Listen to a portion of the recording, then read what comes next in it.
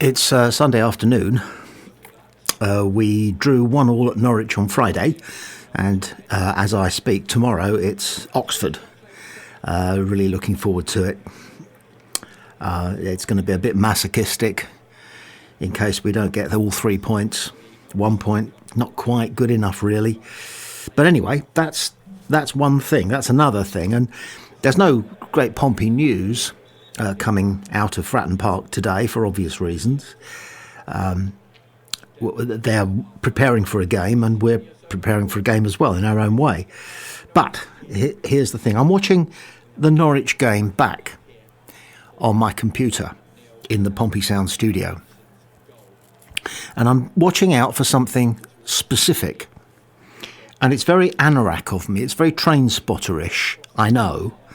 But the closest I came to the world of professional football was to gain my qualifications as a referee.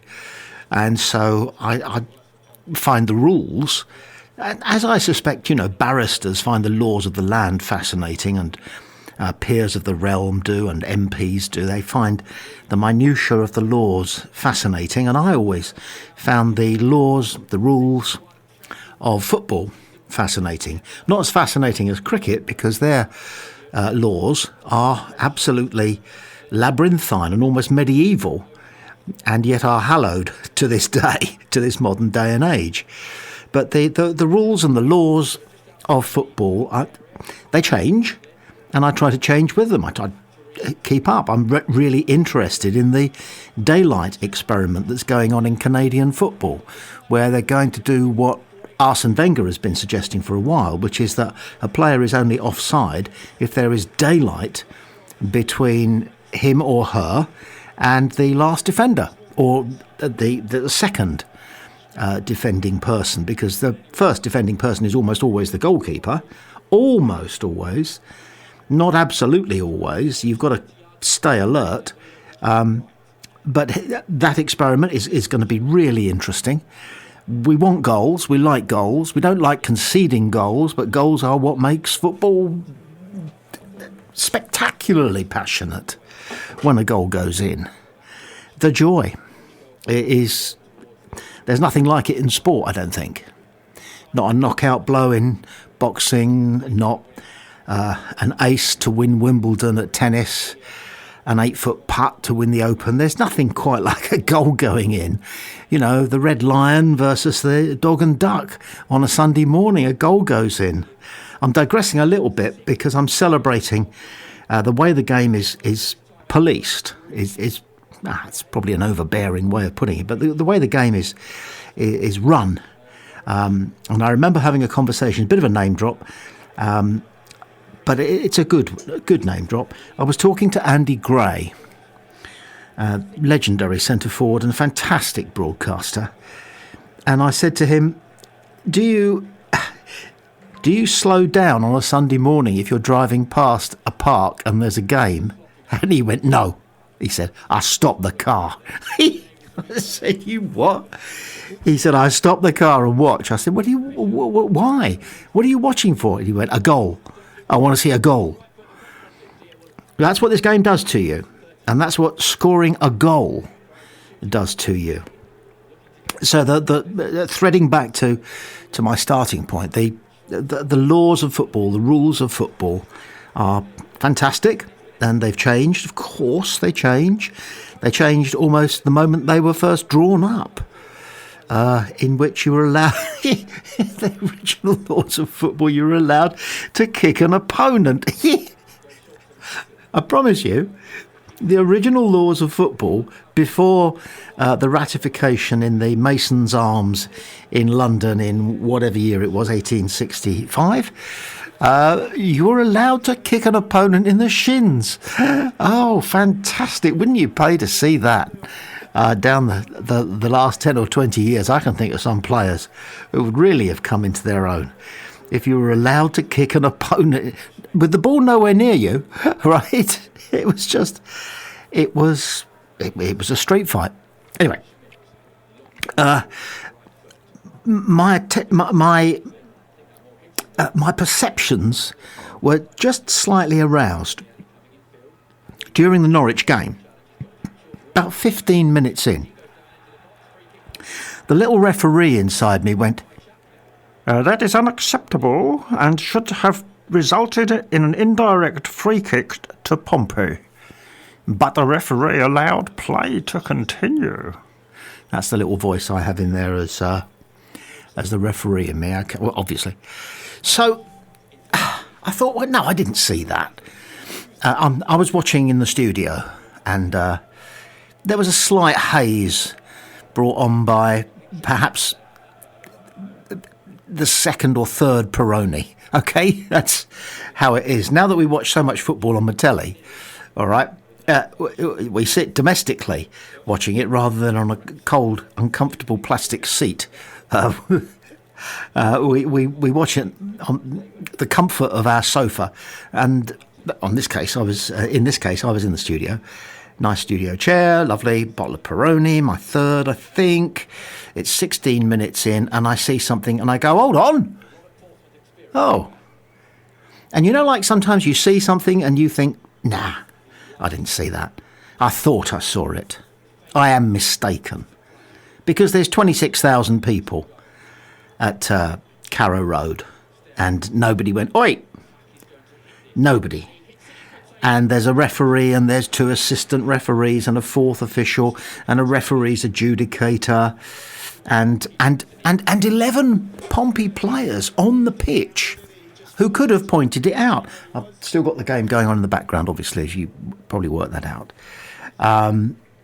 Every time I turn over my shoulder and look over my shoulder at the screen, it's Marlon Pack doing something heroic. We're going to have to get him a complete transplant for next season, because wherever we are, you need a Marlon Pack. But anyway, so it's about 16 minutes in, and it's 0-0. Norwich versus Pompey, Good Friday. And Connor Ogilvie has gone in for one of his honest 50-50s, because he is as honest as the day and night and week and month are long. And he goes in, and he gets to the ball first. Guy Whittingham was adamant he got to the ball first. He did get to the ball first. And the Norwich guy put himself between Ogilvie, as Ogilvie was stretched and got his toe to it, put himself between Ogilvie and the ball, kind of, I'm not going to say on purpose, because that's devious, and surely professional footballers aren't devious. But he seemed to sort of rest himself such that Ogilvie's momentum, having made the tackle, would result in the referee adjudicating Ogilvie's tackle a foul, which he did. And not only that, he gave Ogilvie a yellow card, and we don't need them at this stage in the season. We do not need yellow cards. Marlon Pack was on a knife edge from the 6th minute, and he did it good. And the referee did a good job, actually, about an hour later, when Pack could have been yellow carded a second time for what was an even more blatant professional foul. But the referee, you could see him mouthing to Marlon Pack, "That's it, that's your final warning. Any more of that, and I'll have to act." And you really don't want that with Oxford coming up on Monday. But it's a free kick down on the roughly on the halfway line to Norwich. And it took some time before things were settled so that the game could be resumed. And Norwich had two men on the ball. One right standing on the ball, and the other one about good 10 yards off it. And that was a good piece of tactic, because it meant that Pompey had to release one of their potential defenders. I don't know who it was. It probably was Colby Bishop, actually, although he's good in the air, so maybe it was somebody else. To kind of stand, to say to those two guys, you're not going to be able to play it forward towards me, because I'm here. So you can't touch it to each other and then dribble it 10 yards forward into an even more intimidating place to get the cross in. That was what was going on. Textbook stuff, coaching manual stuff. No problem at all. So there you have the ball, good way out. So that favours the defenders generally, if the free kick is coming in from 45, 50 yards. But it looked as though it was going to come in. A Pompey player kind of policing the possibility that they might play it amongst themselves. Well, it's hard for one defender, one blue shirt, to negate 2 yellow shirts. But anyway, that's how they did it. And that was obviously discussed and agreed upon, and they knew what they were doing. Anyway, the ref goes running all the way to the far side of the pitch. He is at least 50 yards away from what's going on, because referees run a diagonal, I'm sure you know, so that they take up the far side of wherever the assistant referee is. So if the assistant referee is running the right wing, then the referee will go over to the other side of the pitch, the left wing effectively, so that the whole of the pitch is policed. Somebody is watching reasonably closely everything that's going on. So the ref, big fella, Andy Moon said he looked a bit like a boxer, and you wouldn't argue with that ref. And he took himself off to the left wing. So now he's about 50 or 60 yards away from where the free kick is being taken. Right? Now, the ref blows his whistle. They've got to take the free kick. And the Norwich player, who is about 10 yards off the ball, starts jogging towards it. And he jogs past it. He sort of makes a feint as if to acknowledge, there's the ball. He doesn't stick out a foot. He doesn't touch it. He doesn't touch it. He simply carries on running past it. And the fellow who's standing over the ball starts dribbling it. This is my point. You see what I'm saying straight away. Did you spot it? I only did because I have one foot in the dubious camp of officialdom. I went, wait, indirect free kick. Touch the ball twice from a free kick. You can't do that. But it went on. It went on, and they threatened us. It was a passage of play where they had a lot of possession. We couldn't get the ball. And Marlon Pack ended up actually committing what could have been a sending off offence in that passage of play, which shouldn't have been happening because Norwich cheated. And they gained nothing from it. They didn't get a goal. I don't think they got a scoring opportunity. But they got it wrong. The player taking the free kick touched the ball 2, 3, 4, 5 times in succession, dribbling it forward, taking it into a more potent area for chucking it into the box. So they did get advantage from it. It didn't capitalise, but they did get advantage from it. Now, the question is, did they know what they were doing?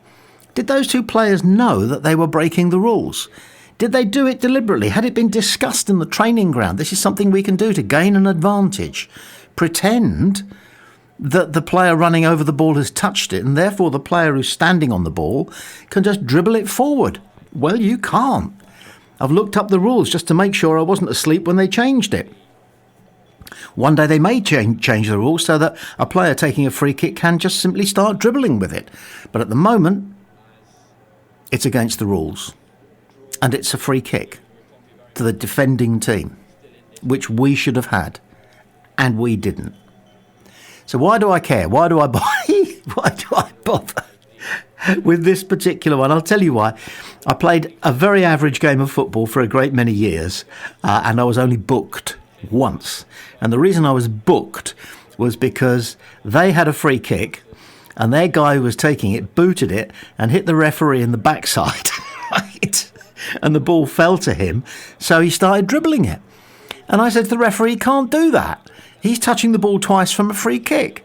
And the referee, lump that he was adamant. He kept saying, the referee is part of the playing surface and shall not count as a player on either side. And I said, no, that's my point. So he kicked the ball, it hit you, you're part of the pitch, and he picked the ball up and started running with it. So he's infringed. It's our free kick. He said, if you go on and on at me, I'm going to book you. I said, I will go on at you because you got that. If you can't see that you got that wrong, even in retrospect, just admit that you got it wrong. That's all that I want. Admit that you got it wrong. You can't kick the ball twice if you're taking the free kick. Yellow card. Well, it wasn't a yellow card in those days. He got his little notebook out and asked me for my name. So naturally I said, Derek Pritchard. Because I wasn't supposed to be playing in the game anyway. I was a ringer. Not a ringer because I was so good that I was secreted into the side in order to give them an advantage. I was a ringer because they only had 9 men come 11 o'clock on Saturday night, and they just needed to get the numbers up. But I mention all that to you at your great disadvantage, dear Pompey Sound listener, and I apologise if I've taken up far more of your time with this bit of red tape, which it is, however, worth pointing out, if only as a curiosity. We should have had an indirect free kick, whatever they are in this day and age. Looking forward to Oxford, aren't you? Come on, let's get all three.